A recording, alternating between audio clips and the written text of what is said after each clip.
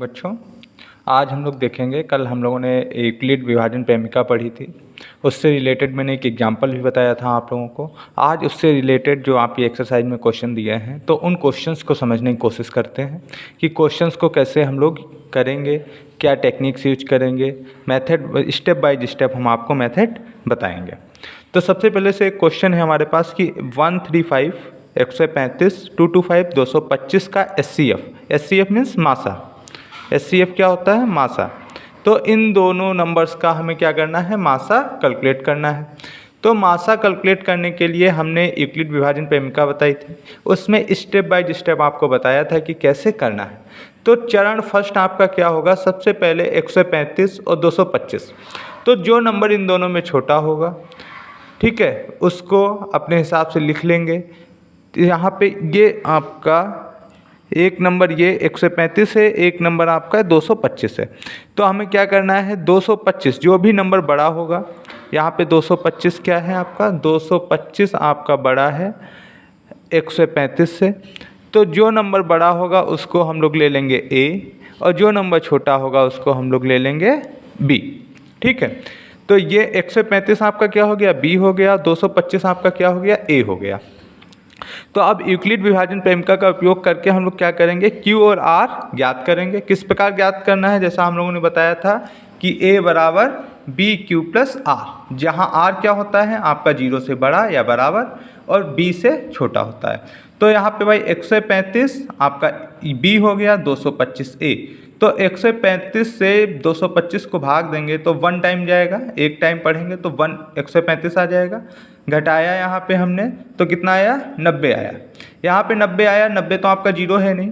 तो यहाँ पे हमने क्या देखा कि 225 को हम लोग क्या लिख सकते हैं? 135 गुणे 1 प्लस 90। तो 90 आपका 0 नहीं है, यहाँ पे R आपका जो रिमाइंडर है या शेषफल है वो 0 नहीं है। तो 0 नहीं है, तो अगर ये 0 नहीं होता था तो यूक्लिड विभाजन प्रेमिका हमारी क्या कहती थी कि शेषफल जो आपका R है और जो आपका B है, 135 आपका B है, 135 हम लोग उसके, अगर ये 0 नहीं है तो हम लोग क्या करते हैं? जो आपका B भाजक जिसको बोलते हैं और जो आपका शेषफल है, इन दोनों के बीच में यूक्लिड विभाजन प्रेमिका फिर से लगाएंगे। जैसे यहाँ पे हमने लिखा है कि B 135 है, तो अभिष्ट SCF नहीं होगा, क्योंकि अगर ये R 0 हो जाता तो 135 आपका क्या हो जाता? SCF हो जाता। तो 135 तो आपका नंबर है, 0 नहीं है, इस वो R आपका क्या 90 है, 0 नहीं है, इसलिए 135 आपका इसका SCF नहीं होगा। तो थर्ड स्टेप मैंने आपको क्या बताया था? तीसरे स्टेप में बताया था कि भाई फिर उसके बाद क्या करते हैं? R और जो B है इसके बीच में हम लोग यूक्लिड विभाजन का प्रेमिका का उपयोग करेंगे। तो फिर से अब क्या भाई? R हमारा क्या है? 90 है, और 90 आपका 135 से छोटा है, छोटा है। तो अब हमारे पास B का जो काम कौन करेगा? B का काम करेगा आपके पास 90, और A का काम कौन करेगा? 135। तो यहाँ पे 90 से जब हम भाग देंगे तो 90 बन जा 90, तो यहाँ इसको घटाया तो कितना बचा? 45। R फिर आ गया, R यहाँ पे 0 नहीं है, फिर मैंने इसको ऐसे लिख लिया 135 बराबर 90 गुणे 1 प्लस 45। एक ये वाला है आपका, जो एक ये 90 गुणे 1 प्लस 45 बराबर 135, इस टाइप से लिख लिया। यहाँ पे भी आपका R क्या है? 0 नहीं है, 45 है भाई, नंबर है एक, 0 वो नहीं है, इसलिए फिर से हम लोग क्या करेंगे? अब नया भाजक आपका क्या हो गया? 90 हो गया, और शेषफल 45। अब इन दोनों को लेके यूक्लिड विभाजन प्रेमिका का हम लोग उपयोग करेंगे। तो 45 90 को भाग देंगे तो कितना है? 45 दूना 90। यहाँ पे आपका शेषफल कितना आ गया? 0 आ गया। तो हमने इसको लिखा 90 बराबर 45 गुणे 2 प्लस 0।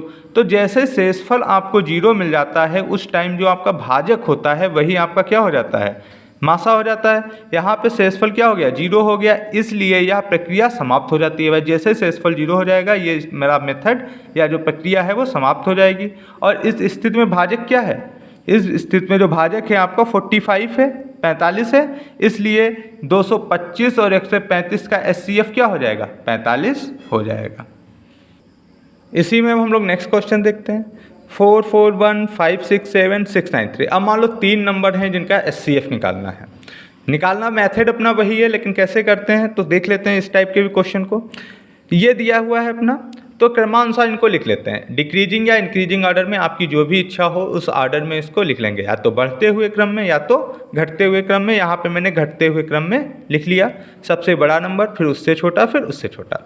उसके बाद जो सबसे बड़े दो नंबर हैं, सबसे बड़ा नंबर और उससे छोटा नंबर, इन दोनों को एक साथ में लेके यूक्लिड विभाजन प्रेमिका का हम लोग प्रयोग करेंगे। तो वही किया मैंने, 6, 9, 3, 5, 6, 7 को लिया।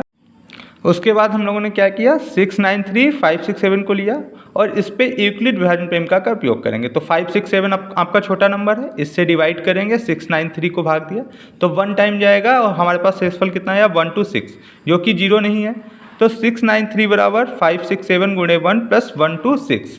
अब यहाँ पे शेषफल हमको 0 नहीं मिला, इसलिए फिर से हम लोग नेक्स्ट स्टेप में चले जाएंगे और जो भाजक है और शेषफल के बीच में हम लोग, जब भी आपका शेषफल 0 ना मिले तो शेषफल और भाजक के लिए यूक्लिड विभाजन प्रेमिका का फिर से प्रयोग करते हैं।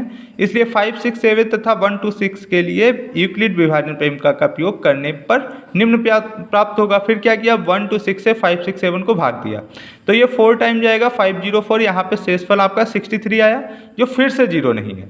तो फिर आप क्या करेंगे, जो नया भाजक है और शेषफल है इनके लिए यूक्लिड विभाजन प्रेमिका का प्रयोग करेंगे। तो फिर से हमने नए भाजक 1, 2, 6 तथा शेषफल 63 को लेके यूक्लिड विभाजन प्रेमिका का प्रयोग करेंगे।